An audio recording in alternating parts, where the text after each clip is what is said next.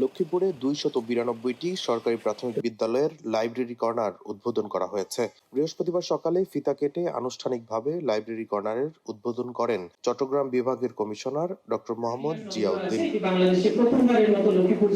এর আগে সদর উপজেলা হলরুমে প্রতিটি শিক্ষা প্রতিষ্ঠানের জন্য ১০৫টি করে বই প্রদান করা হয়।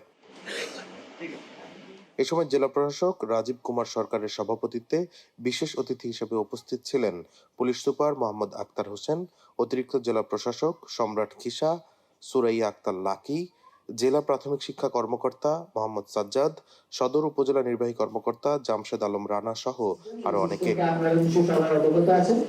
বিভাগীয় কমিশনার ডক্টর মোহাম্মদ জিয়াউদ্দিন বলেন, বিশ্বকে জানার জন্য লাইব্রেরিতে যাওয়া প্রয়োজন। আমাদের বর্তমান প্রজন্ম লাইব্রেরি বিমুখ, তাদের লাইব্রেরিমুখী করতে হবে। প্রাথমিক বিদ্যালয়ে লাইব্রেরি কর্নার স্থাপন একটি ভালো উদ্যোগ। এতে জ্ঞানের আলো লক্ষ্মীপুর থেকে সারা বাংলাদেশে ছড়িয়ে পড়বে, এমন প্রত্যাশা করেন তিনি। এছাড়াও লক্ষ্মীপুর টাউন সরকারি প্রাথমিক বিদ্যালয় পরিদর্শন করেন এবং টাউন সরকারি প্রাথমিক বিদ্যালয়ের লাইব্রেরি কর্নার উদ্বোধন করেন বিভাগীয় কমিশনার। ডেস্ক রিপোর্ট, দৈনিক ডেস্টিনি।